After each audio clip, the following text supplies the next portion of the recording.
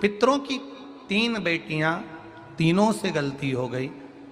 आप शिव मंदिर में जाएं, कोई गलती ना हो, जल चढ़ाएं, मना नहीं, छींटा ना लगे, धीरे धीरे चढ़ाइए।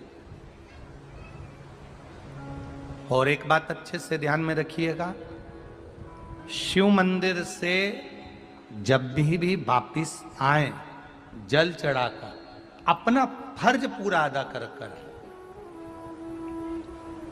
फर्ज से मतलब जब शिव मंदिर से वापिस आए, जो पत्ती, बेलपत्री, फूल शिव जी पे चढ़े थे वो नीचे शिवलिंग पे से नीचे गिर गए हों। एक शिवलिंग रखा है, लाना मिट्टी वाला, लाइए जरा उठा के। अब छत्तीसगढ़ में कथा चल रही, थोड़ा ध्यान से सुन लोगे एकांतेश्वर शिवलिंग का पूरा वृतांत। तो आप लोग जो पशुपति व्रत कर रहे हो या कोई भी उपास करते हो, कई लोग कहते हैं हमने करा नहीं हुआ। क्यों नहीं हुआ? उसमें हमारी गलतियों को हमें छाट। ये देखिए,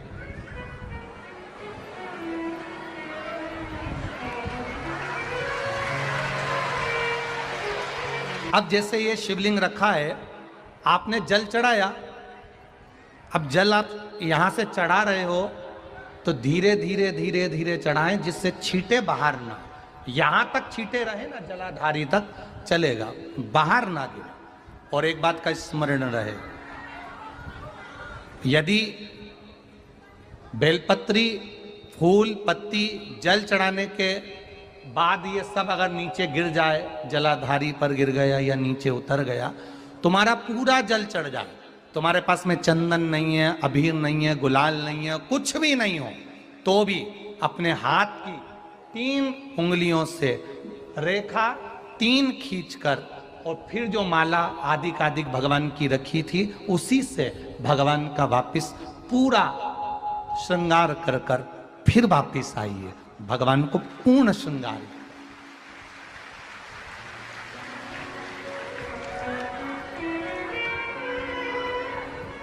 भगवान का पूर्ण श्रृंगार कर कर आइए। कई लोग जल चढ़ाने के बाद में भगवान का जो फूल पत्ती नीचे रखी रहती है, आप, हम ये नहीं कह रहे कि आप अपने घर से लेकर जाओ, आपके पास में कुछ नहीं, 1 लोटा जल चढ़ाओ, जल चढ़ाया, जो फूल पत्ती नीचे रखी हुई है उसी को उठाकर उसको रखकर उसी फूल से भगवान का खूब सुंदर श्रृंगार भगवान का कर कर फिर आइए। क्यों? शिव का जब हम श्रृंगार कर कर आते हैं, माता पार्वती जी ने देव अधिदेव महादेव का श्रृंगार किया है, आप लोगों के स्मरण में होगा। राम जी ने माता जानकी का श्रृंगार किया है। रामचरित सुनिए कथा, रामायण सुनिए आप लोगों ने, रामायण सुनी होगी तो उसमें माता बैठी हैं शिला के ऊपर और भगवान राम उनका श्रृंगार कर रहे हैं, एक कौवा आता है वो चोंच मार कर जाता है, ये सारा वृत्तांत आप लोगों ने श्रवण किया है। तो राम जी माता सीता का श्रृंगार करते हैं, भगवान कृष्ण राधा जी का श्रृंगार करते हैं। केवल एक देव अधिदेव महादेव की कथा ऐसी है जिसमें पार्वती जी शिव जी का श्रृंगार करती है। शिव का श्रृंगार किस लिए? क्यों?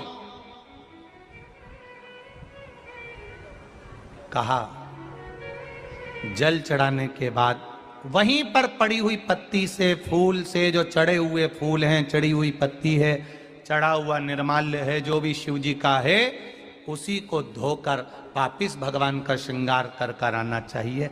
किस लिए?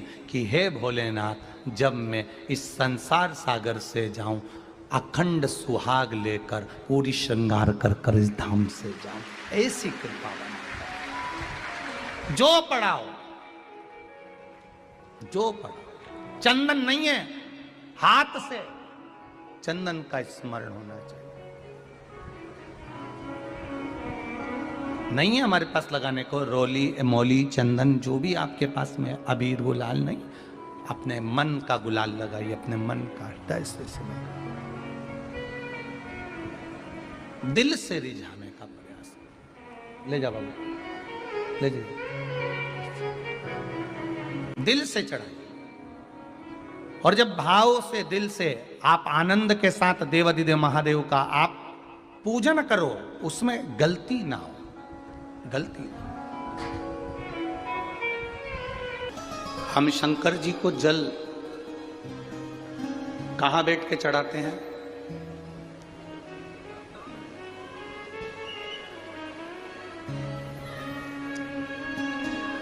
बोलो बोलो, जन्म के बोलो जरा। वैसे तो जो शिवलिंग होता है उस शिवलिंग के आसपास कहीं पर भी बैठ जाओ जहां से जल बहता है, बस उस स्थान को छोड़कर। पर विशेष जल चढ़ाने का स्थान कहां से बताया गया? उत्तर की ओर मुख कर। हमें दक्षिण में बैठना है, उत्तर में मुख करना। उत्तर की ओर भगवान शंकर की जलाधारी, जलाधारी से मतलब है जो शिव जी का चढ़ा हुआ पानी जो बहता है वो उत्तर की ओर जाता है। तो हम कहां बैठते हैं? बोलो बोलो जम के, दक्षिण की ओर। मान लो शिव जी का पानी इधर जा रहा है तो तुम्हें इधर बैठना है, शिव जी का पानी इधर जा रहा है तो तुम्हें इधर बैठना है। वैसे तो शंकर के शिवलिंग के आसपास कहीं पर भी बैठकर पूजन कर सकते हो, पर विशेष कोई कामना होती है, विशेष कोई मनोकामना है और आपका दुख जब कटता नहीं है, आप हार जाते हो, तब उस समय पर दक्षिण में बैठकर जहां उत्तर की ओर मुख कर कर भगवान देवाधिदेव महादेव को जल समर्पित किया जाता है। उत्तर दिशा में ऐसा क्या है कि शंकर जी का जल उत्तर की ओर जाता है? ये उत्तर और दक्षिण, ये दो दिशा तो हमारे यहाँ बड़ी विचित्र मानी जाती है। हमारे यहाँ सबसे अच्छी दिशा, कोई मकान भी लेता है तो कहता है पूरा पश्चिम का मकान होना चाहिए। कोई मकान ले, पूर्व का मकान हो, पश्चिम का मकान हो। कोई दुकान ले तो कहते हैं पूरा पश्चिम का मकान दुकान हो।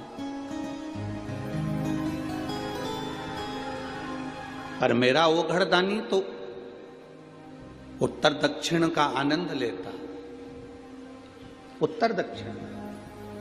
ऐसा दक्षिण दिशा में ऐसा क्या है कि शंकर जी का चढ़ा हुआ जल दक्षिण में ही जाता है? यहां तक शिव महापुराण की कथा कहती है, मान लो आपके घर में छोटा सा शिवलिंग है, आपके घर में छोटा सा शिवलिंग है, उस शिवलिंग को आपने थाली में रख लिया। थाली में रखने के बाद में गूंज रहा है आवाज, थाली में रखने के बाद उस थाली में शिवलिंग को रख लिया, आपने उसको स्नान कराया। थाली में भी अगर शिवलिंग रख रहे हो तो उस शिवलिंग का जो दिशा है वो उत्तर की होना चाहिए। भले आप मंदिर में पूरा पश्चिम में बैठे हो, आपके घर का मंदिर तो पूरा पश्चिम में ही होगा। आपके घर का मंदिर कहाँ होगा? पूरा पश्चिम में। पर शिवलिंग की दिशा कहाँ रखना है? उसकी जलाधारी की दिशा कहाँ रखना है? जम के बोलो जरा, उत्तर। आप मंदिर में पूरा पश्चिम में बैठो, आपके घर के मंदिर में आप पूरा पश्चिम में बैठ के पूजन करो, क्योंकि आपका मंदिर पूरा पश्चिम ही होगा। ऐसा कोई घर नहीं जिसके घर के अंदर मंदिर पूरा पश्चिम में नहीं है। आप पूरा पश्चिम में बैठो, पर शिवलिंग को थाली में भी रखो तो उसकी जलाधारी उत्तर की होना चाहिए।